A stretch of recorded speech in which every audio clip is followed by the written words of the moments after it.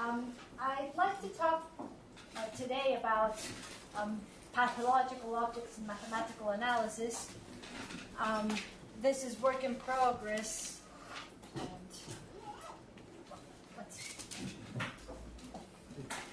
first, a bit of motivation. I'd like to present a few questions regarding this. How and when does an object become a mathematical object? Are these objects always new, in the sense were they previously there somehow and then became mathematical, or were the two steps done in one? No?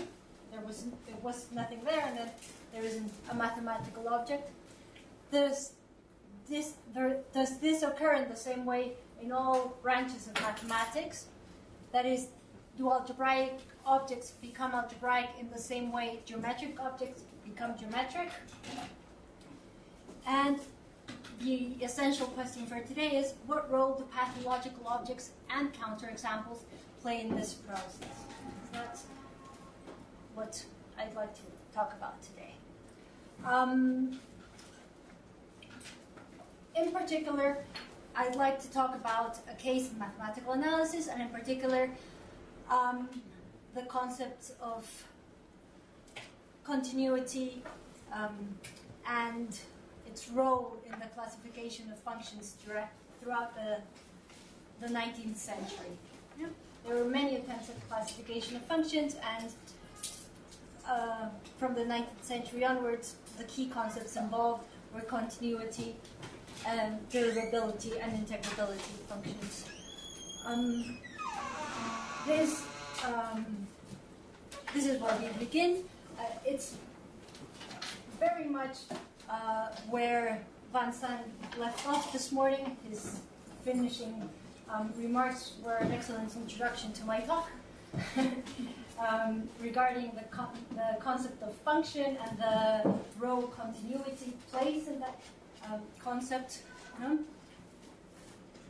He said pretty much what I say up there.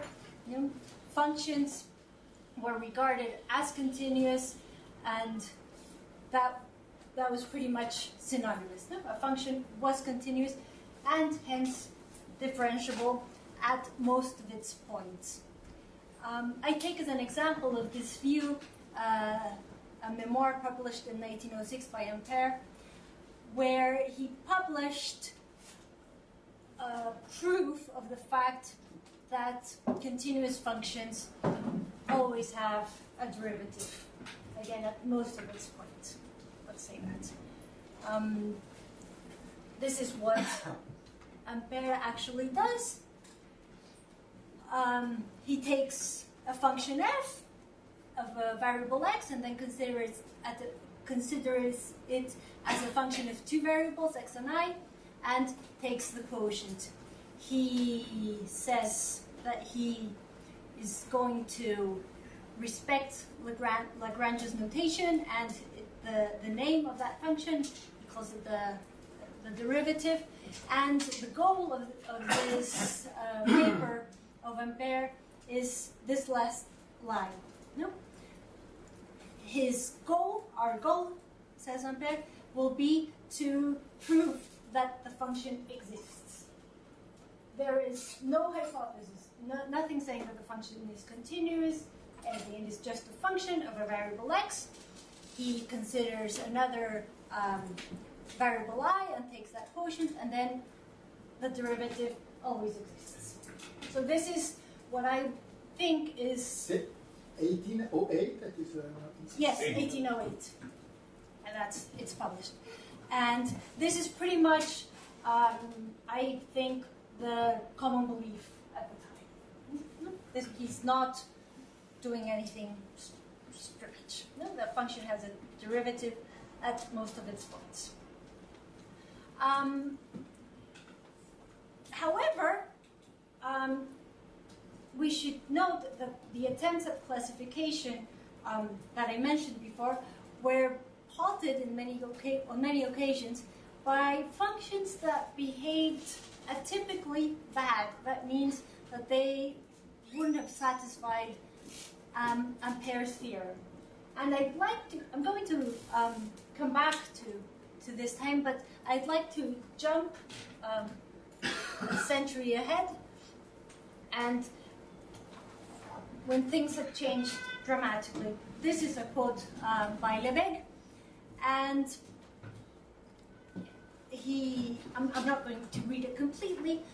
He's talking about a paper he wanted to publish, and the fact that Picard had to defend it because it didn't want to publish it because it regarded functions that didn't have derivatives. Yeah? And this last bit is quite funny. Lebesgue complains of the fact that he was known as the man that would this last bit. No? He became the man of functions without derivatives. You know? And he would come to a conversation, and somebody would turn around and say, "No, this doesn't interest you. We're talking about functions with derivatives." So, in any case, this shows that by the end of the 19th century, even though this was published later, he's talking about 1899, so it's 100 years and things had changed dramatically. Sorry, I'm confused. And, well, I'd like to ask at this moment, what is a pathological function? Why? Well, how did this change come about from Ampere to Lebesgue? Functions that are continuous always have, functions are continuous and they always have a derivative, and that changes to functions that may or may not be continuous, and even when they're continuous, don't have derivatives. So how does that come about? And what role does this notion of pathological function play? When I was writing this slide, I wasn't sure if I should actually write down the word definition. It's not a serious definition. It shouldn't be taken as such. And I have two possible definitions. We say that a function is pathological if it has caused destabilization to more than one mathematician at some point in history. Colloquial.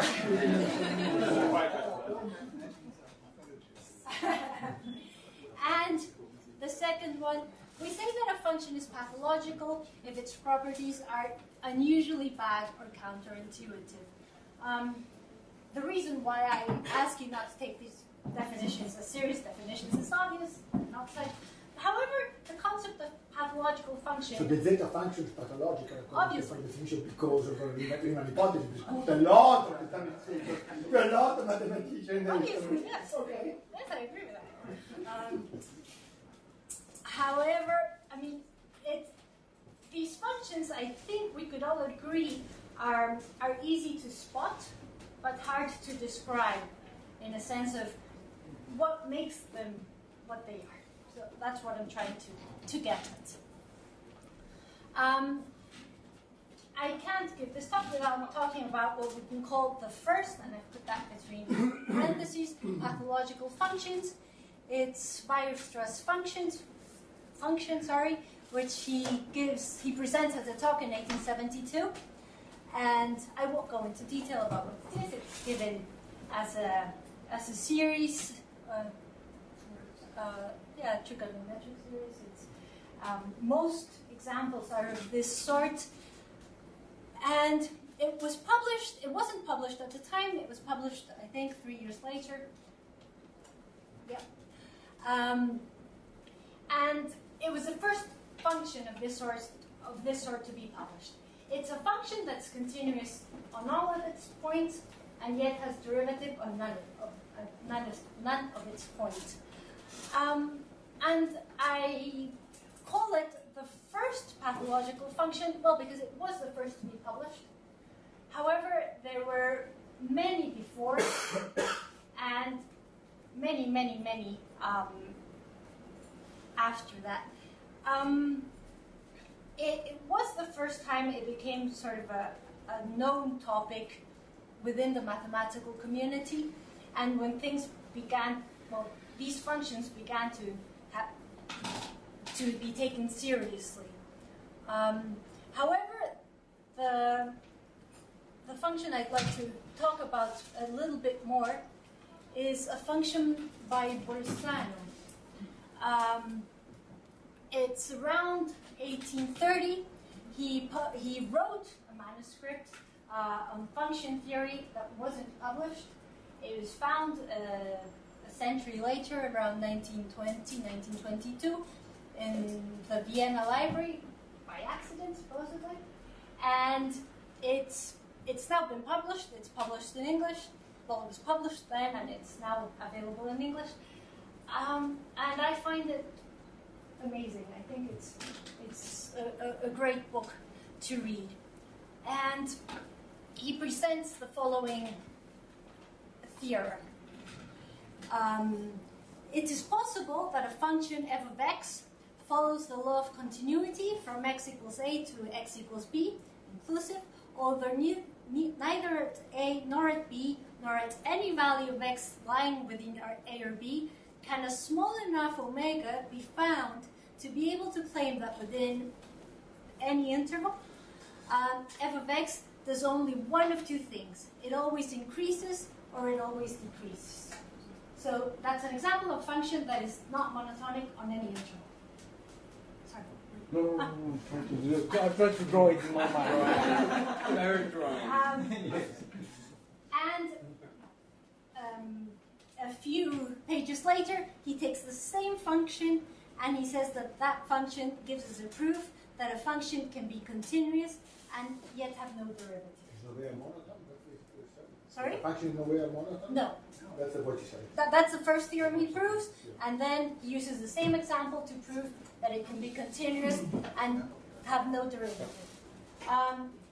What Bolzano actually proves is that the function doesn't have a derivative in a dense set. Let me use that word, even though he doesn't. And what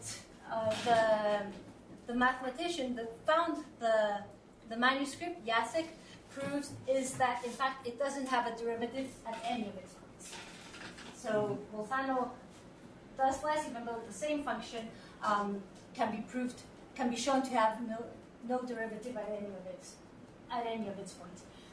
It's a very interesting proof because there's actually a bit of a mistake in it. Bolzano uses the fact that he has the limit of a continuous sequence of function, and hence the limit is continuous, even though it's true in this case, because the functions are those. This is the first function, this is the second function, so they're continuous on a closed interval, and hence the theorem will be true. But it's interesting that there's no wording of that. He just says that the limit is going to be continuous because the functions are continuous. So that's interesting in its own right, but not the matter of my talk. I just included these graphics because I think it's interesting. It's a function that is different to most of the other functions that were created, invented throughout the 19th century for this purpose, for a function created as a function that is continuous but doesn't have a derivative, because most of them I find are of the kind of the same kind as Weierstrass. They're limits or they're series of trigonometric functions, and this is given geometrically. He takes an interval and takes a straight line. Then the second function, which are the steps, what he does is cuts the interval in half, and these points are at 3/4 of each half and goes up and down. And then he repeats that process on each of the intervals. And then he takes the limit of that. So it's a very interesting function by its own right. It's different to the others, and well, it serves its purpose. It's continuous. The limit is continuous, and it has no derivative at any point. Does it know that the monotonic function has a derivative almost everywhere, or does it? Yes. A monotonic function has a derivative almost everywhere. Yeah. He knows this theorem? Or? I think I don't know. almost in this. I mean, obviously he phrases it differently, but yes, I think that's why he. The theorem under the section 111. That's the reason he includes it. And just a question: is it included in the book published in 1930, Funktionenlehre? Like 1913? Yeah, 19. I don't know. So I was under the impression that this was first found in the 1920s and published then in 1922. So I don't know.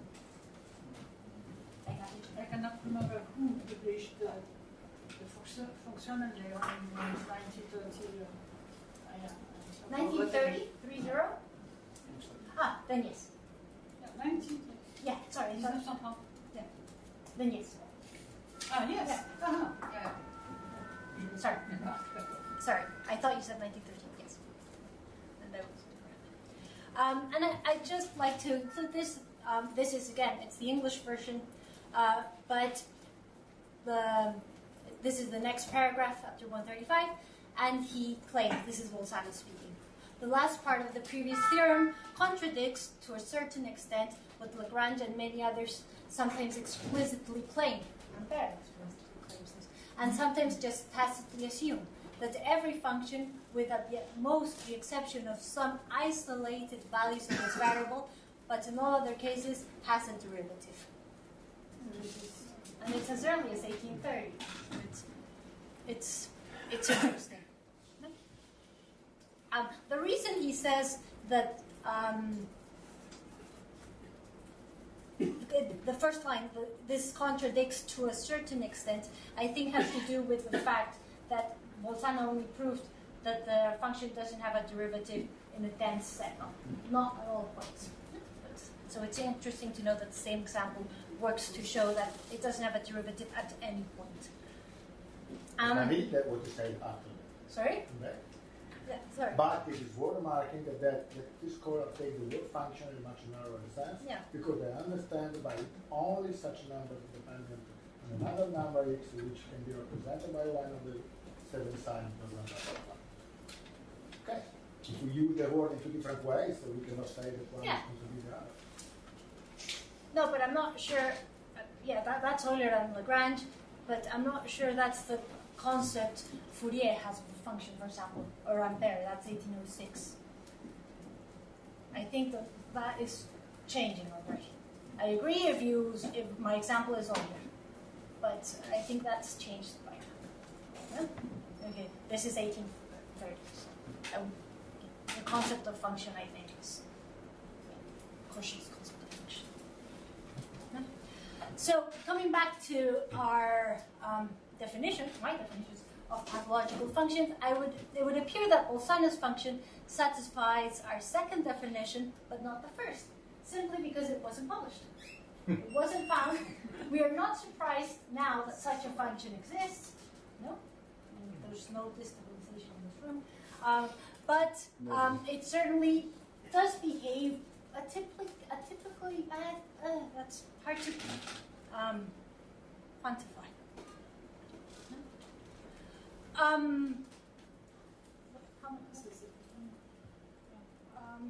I'm not going to talk about piano. This is another example of a function that is pathological in a different sense than Weierstrass. It just goes to show, and that was the reason I included it, that there was really a surge in functions that behaved in ways people didn't expect functions to behave. Let's put it that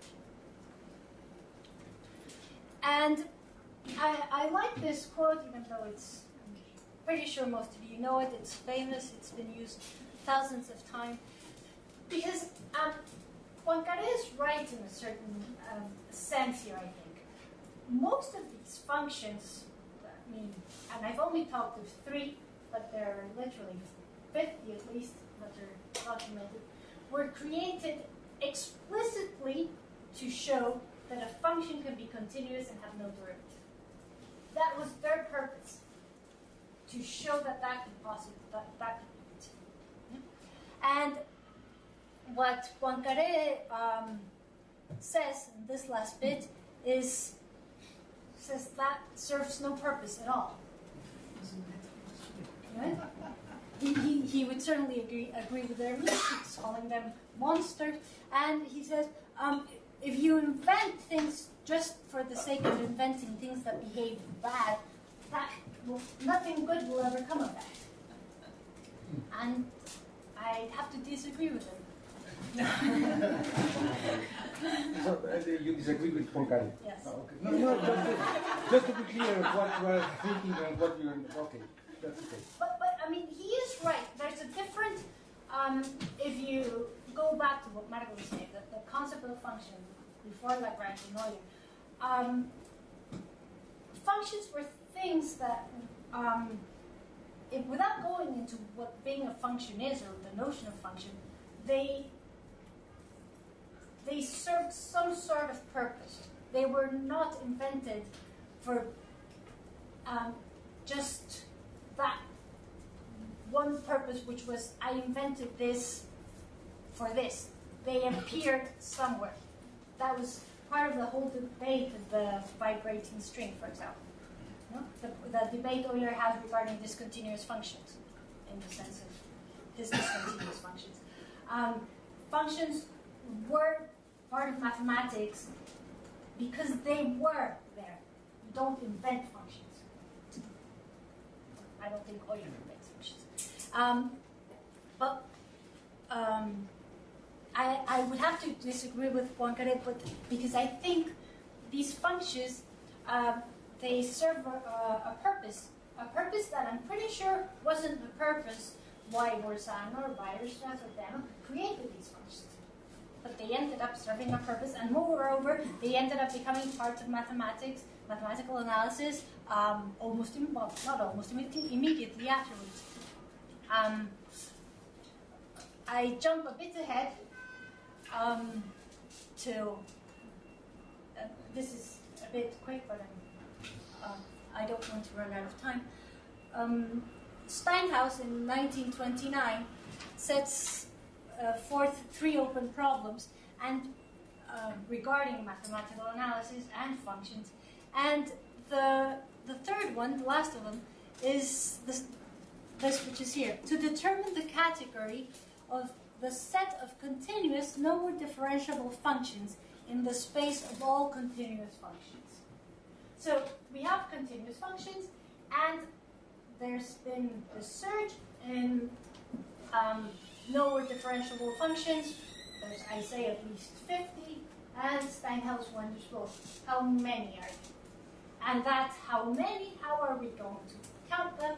The question Steinhaus puts forward has to do with what type of set is it? First category, second category, referring to Baer. And both, the problem is solved very quickly by both Banach and Marcurkiewicz. They give a response in separate papers. They acknowledge their work in their separate papers, even though they arrive at the response independently. And this is what they publish. The result is the same in both papers. I've taken Marcurkiewicz because it was easier to find. It was actually easier to find the quote that looked nice on the screen, but they're the same. They're actually published in the same journal, the same volume of Fundamenta Mathematica, of Studia Mathematica, sorry. And this is what they say. No? If you take C to be the space of continuous function, period 1, and N to be the set of functions that don't have a derivative, then N is of the second category.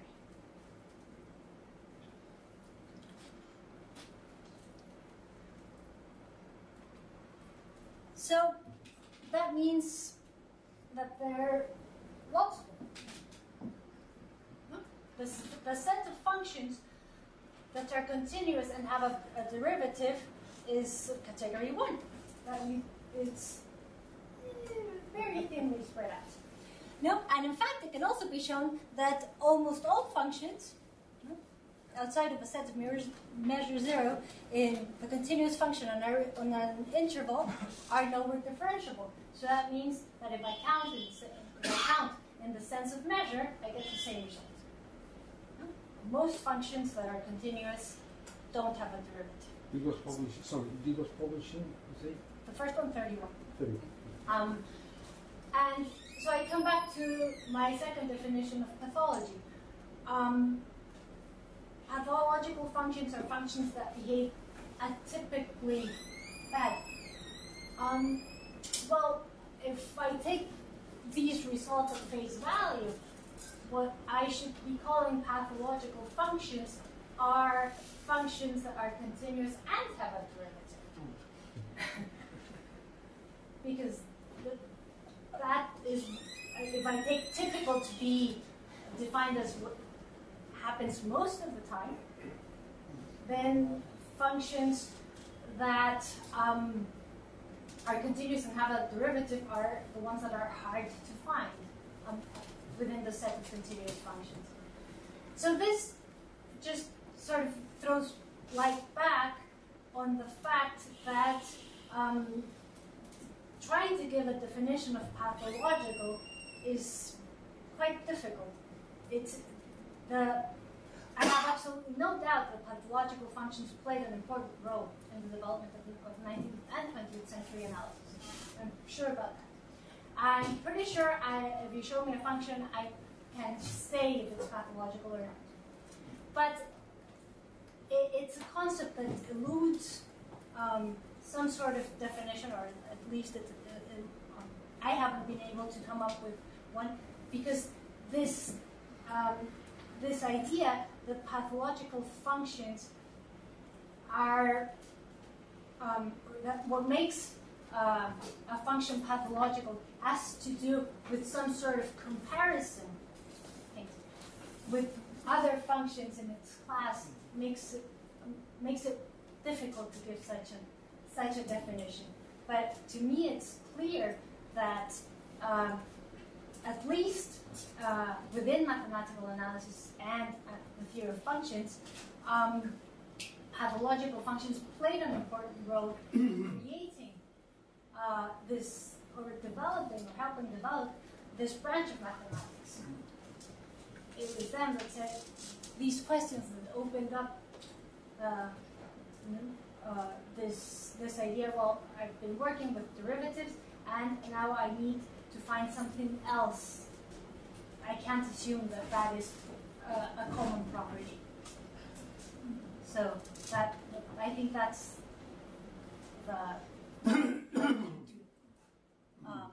to keep from this. No? Pathological functions played an important role, and yet it's hard to define what they are.